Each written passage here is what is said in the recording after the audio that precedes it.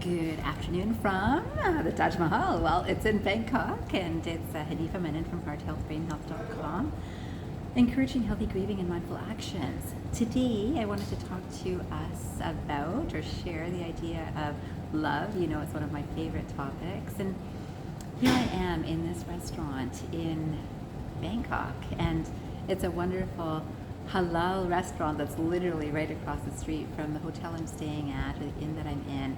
And it's a beautiful space. It's got wonderful food, and I'll put a little link to the name, though I'm receiving no royalties for mentioning it. So I'll just write the name of this particular restaurant. It's got a wonderful menu, it's got wonderful staff, and I've been treated so lovely here in the few times that I have come here.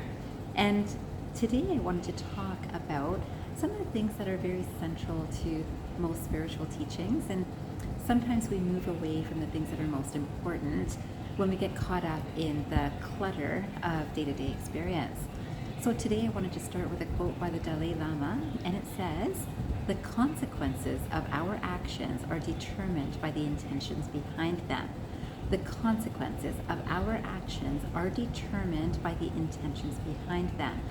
Now, my intention for being here in Bangkok is to connect with people and to spread kindness and to share kindness, which really I believe can be done everywhere. And I certainly felt it in Canada when I was there. I was in Bali, I felt it there, and here.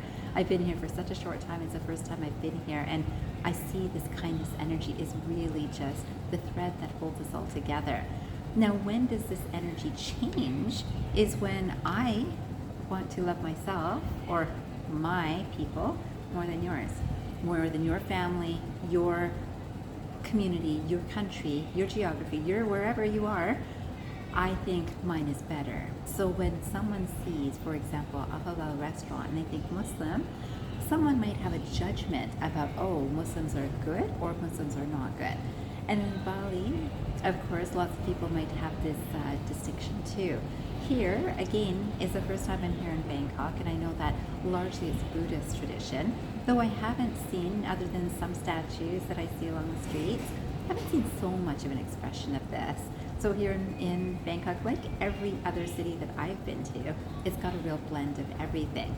Now, if I want to see what's similar between yourself and myself, I could see this thread of love, that I love the ability to be alive, to be able to interact with others, and to be able to enjoy the world around, and people around, and plants around, and nature around, and so many beautiful things. But if I start to differentiate that I want to have a bit more than you, this is what creates differences between people.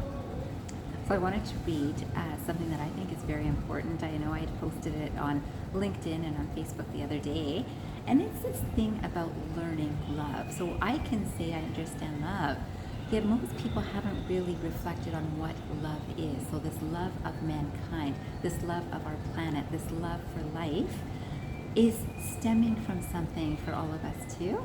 And so I wanted to read this out to you. It's by Thich Nhat Hanh, and it says learning love. So this is about learning love. If our parents didn't love and understand each other, how are we to know what love looks like? There aren't courses or classes in love. If the grown-ups know how to take care of each other, then the children will grow up in this environment which will naturally know how to love, understand, and bring happiness to others. And this is love. This is understanding and bringing happiness to each other. This is love. The most precious inheritance that parents can give their children is their own happiness. And if we look at the world around us, don't we see that there are many parents that are not very happy, but they're not very happy because something's going on in their lives or their children's lives or their friends' lives, and there's not this happiness, there's not this thread of happiness. And then when children are learning this, there's not this thread of happiness. The last part of this quotation, this writing says, "Our parents may be able to leave us money, houses, and land, but they may not be happy people. If we have happy parents, we have received the richest inheritance of all." And happy parents, I mean, what a richness to receive, because when we see our parents are happy, and it could be with very little, it could be with lots, but if they're happy, genuinely happy, they know how to teach their kids how to be happy. And most people have linked happiness with stuff. So if I have this stuff, I'll be happy. If I have this degree, I'll be happy. If I have this amount of vacation, I'll be happy. If I have this many friends, I'll be happy. And that's not happiness. So remember this whole idea of happiness. You will naturally know how to love, to understand, and to bring happiness to others.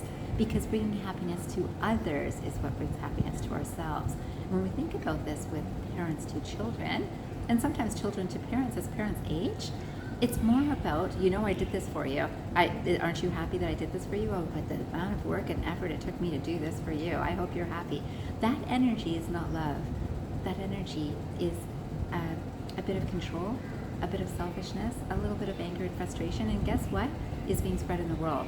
That energy, which intended to start with the space of love, to stay there brings us happiness. To stay in the space of love is happiness.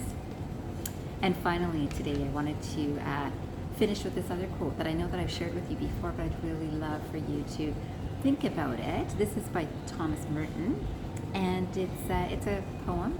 So it says, "The beginning of love is to let those we love be perfectly themselves, and not to twist them to fit our own image. Otherwise, we love only the reflection of ourselves that we find in them. Slow down, notice, and love them for who they are." Today, I hope that you will slow down and notice and love people around you, whether it's your family, whether it's your friends, whether it's your relationships of any sorts in workplaces or otherwise. Slow down and love people for who they are.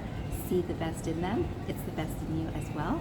And even though it comes through different sorts of styles and mannerisms, this is the thread that connects us all. I hope that you will reflect on these words today, and I hope you remember, transform your mind and transform your life. From Bangkok, I wish you a fantastic day ahead.